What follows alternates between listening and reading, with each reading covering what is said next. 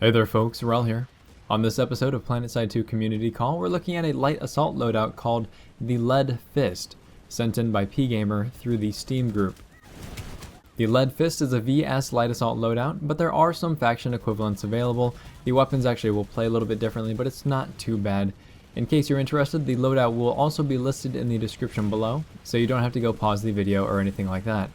For the VS loadout, we're looking at a Pulsar C with a 2x or night vision scope, a compensator, an advanced forward grip, and no high velocity ammo, which I honestly think is a great decision. The NC equivalent would be the Razer, while the TR could use the T5 AMC. The T5 AMC probably has a feeling that's the most different of the three weapons, since it does fire a little bit faster and it deals less damage, but it is also a lot more accurate. I have also done a review on the T5 AMC if you're interested, and I even reviewed the Pulsar C a long time ago, but my thoughts on the weapon have actually shifted a good deal since then. Outside of the primary weapon, you're looking at the Underboss for a sidearm, standard jump jets, Nanoweave Armor, Flashbang, and C4. At first glance, you can probably tell that this is basically a setup that's meant to fight from medium and slightly beyond medium range. The C4 and the Flashbang provide a little bit of versatility, even though the Flashbang is technically not the most amazing tool in the light assault's arsenal right now. Your primary weapon is relatively accurate and hits harder than other weapons, but it's also slower firing. This is ideal for support roles where you can either finish enemies off or set them up to be finished off by your allies. The Pulsar C is really not a good weapon in close quarters combat due to that low rate of fire and a mediocre hipfire without a laser. Sorry, dude. The Underboss, however, is a good supplement for very frantic, close quarter situations where pulling out some quick killing potential is a must. However, I want to stress again that close quarters is not ideal, and the Underboss, due to the limited magazine size, is mostly useful for a single kill or two in sort of that last-ditch effort. Instead of dealing with close quarters at all, you should be using your standard jump jets to help you get into higher locations, and also elude pursuers that would try to close the gap on you. Standard jump jets are going to let you capitalize on the weapon's lack of close quarters potential by giving you a free shot when you catch enemies off guard. Headshots are also extremely important when you can manage them, and again, attacking from a higher vantage point is the smartest, easiest way to land headshots since you're looking straight down upon them. Nanoweave Armor is not something that I'm particularly a fan of because it's very one-dimensional, it doesn't emphasize a particular strategy or playstyle, but it is useful for survivability both at range and up close. It is, however, a solid upgrade all around, even after the changes which we've reviewed in the past. Flashbangs are extremely difficult to use and may be more useful as an escape mechanism, as well as ways to find out where enemies are, rather than just trying to blind them offensively outright. C4 is pretty self-explanatory, and it's always a good choice on the light assault class, unless you're dedicated to only fighting infantry at longer ranges. C4 will give you the ability to deal with enemy max units and vehicles, or at least one or two of them. That said, let's quickly break down the capabilities of the Pulsar C. Do remember though that this is not a weapon review specifically, so we're actually going to be skimming over a lot of the details and help give you a general feel about the weapon and how it performs. Firstly, the Pulsar C is the hardest hitting carbine for the Vanu Sovereignty. It deals 167 damage up to 10 meters and it drops off to 125 damage at 70 meters. This means that you're looking at a 6-shot kill within that 10-meter range and an 8-shot kill otherwise. However, you don't want to utilize that 6-shot kill because you do not want to stay in close quarters combat, because the rate of fire for the weapon is subpar at 577 rounds per minute. This makes it very difficult to take down targets unless you have amazing aim and can land every shot. Chances are, however, that you don't, and you're better off maneuvering to at least stay at a range of around 20 meters or greater from your target to ensure survivability, as well as a 7-shot kill range. The recoil pattern is straight vertical, which would be fine for the weapon's operable distance, and actually makes it easier to land headshots since you just point and you click and you don't have to worry about compensating in a particular direction. However, the Pulsar C is a little bit more unwieldy than it should be, especially without attachments. In all honesty, I used to really enjoy this weapon, but as I played more and more, I found that other weapons can seemingly accomplish the same role as the Pulsar C and do so with a little bit more flexibility. Now there are a handful of reasons for this, but the most important one is the Pulsar C has an abnormally low center speed for a weapon that you need to use bursting at range. The weapon's low rate of fire and high vertical recoil on top of that lower center speed extremely hampers its kill potential outside of the range that every other carbine also operates in. These are the exact same problems that the ACX-11 has as well, and it's one of the reasons why the NC's Razer is a far superior weapon.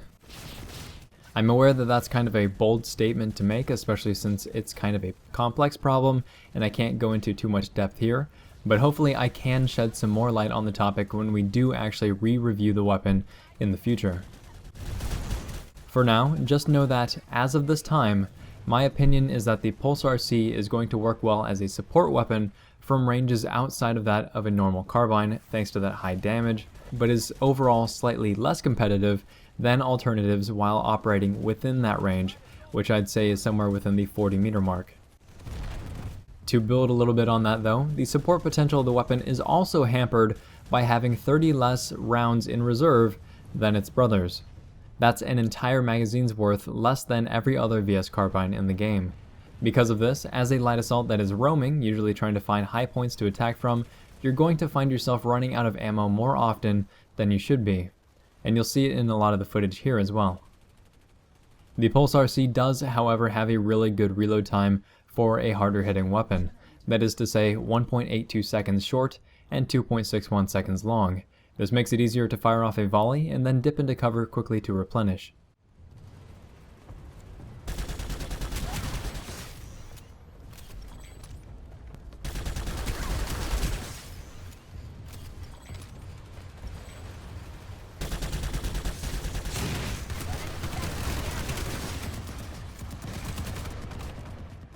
Attachments do a great deal to quell some of the Pulsar C's issues, and I really don't recommend using the weapon without them. The advanced forward grip reduces the horizontal recoil, which is actually pretty low to begin with, and the compensator helps, well, compensate for the jumpiness of the vertical recoil. Even so, on top of those attachment benefits, you'll still want to compensate for the recoil by dragging straight down. To make sure you land headshots, just aim at the chest or the collar of the target, which will force the second bullet to land in the head area. After that is when you want to compensate for the weapon's recoil. The night vision scope is a good alternative that feels about even in effectiveness as the 2x reflex sight. For the Pulsar C, I generally pull out the night vision when it's darker outside instead of using it at all times like I do on some other weapons. The biggest downside of the night vision scope on this weapon is the effective range, thanks to that blackout effect that happens after a certain distance. And if you're running the game on lower graphical settings, the night vision cuts out a lot earlier, making the scope much less useful all around. However, we're also going to be using the 2x scope during daytime, as well as when you're actually trying to play the intended ranged support role. The magnification is good enough to help you land shots on targets further away, but not so high that it will hamper you from hitting enemies that stray too close. The Compensator is a good attachment for this weapon, and it complements the advanced forward grip very well, but it also increases the range at which you're going to show up as a red dot on the enemy's minimap. That range is 80 meters instead of the 40 meters that you would normally be sitting on. Wells here. This is when the party starts. So be sure that you are running with allies when you have a compensator attached. That way you aren't the main source of attention in a firefight. It was a smart choice not to run high velocity ammo on this build, as the vertical recoil is already challenging enough. On top of that, the benefits of HVA are few and far between. It could potentially help you deal higher damage in a support capacity, but you probably won't notice the results either way. If we move on to the Flashbang and C4, it's worth noting that this sounds like a really powerful combination, but in execution, it's flawed. That's because flashbangs do not blind enemies through cover or walls anymore. You will not only have a hard time knowing which enemies were blinded, but you will also not know the severity at which you have blinded them. It's oftentimes more effective to use flashbangs to feel out where your opponents are, rather than capitalize on the effects of the blind itself. And when I say feel out, I'm referring to that you will actually hear when enemies have been blinded by your flashbang, as it puts out the same sound as when you score a hit marker. This helps you make more informed decisions about where you should go, either through the building or over it. Especially since we are not using Grenade Bandolier, we cannot spam flash grenades to increase the effects of blindness on your enemies. It really degrades the offensive capabilities of using a flashbang in general. C4, however, is the ace up your sleeve when taking out enemy max units and vehicles. And it might be a smart idea to save your C4 when these sorts of opportunities present themselves, instead of trying to use it frantically against enemy infantry. The downside to having C4 in this slot, of course, is the lack of medkits, on top of using a weapon that's not particularly suited for close quarters combat. It's a juxtaposition as you force yourself to close the gap in order to make use of C4, but you knowingly put yourself at a disadvantage by doing so. Additionally, since your Nanoweave Armor no longer protects you from explosive damage, being more tactical with your C4 placement will be more rewarding overall. On the topic of Nanoweave Armor, it is a solid choice all around, like we mentioned earlier, but if you're going with a more ranged setup, then the Advanced Shield Capacitor might be a better route. Having a Compensator attached means that you will need to constantly be moving in order to avoid being found out by that nifty little red dot on the minimap. If you're constantly moving anyway, then the Advanced Shield Capacitor is going to make use of cover by getting those shields up a lot quicker, which means getting back into the fight a lot faster as well.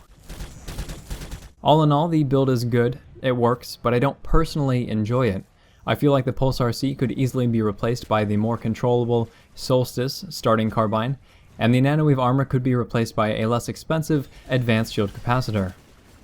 Even with these two changes, you'd still keep in line with the roles of a range support loadout, while giving you a little bit more versatility in close quarters situations. If this video has been interesting, helpful, or entertaining, please feel free to like, subscribe, tell your friends about the channel, and thanks again to PGamer for submitting the loadout, and thanks to everyone else who has been sharing theirs as well. And do be sure to keep them coming, whether they're loadout ideas that you'd like to see reviewed, questions that you'd like to see answered, or even challenges that you'd like to see completed. Just leave all that in the comment section down below, as well as any feedback on how to make this series more helpful and entertaining for everyone. Thanks very much, folks. Rel signing off.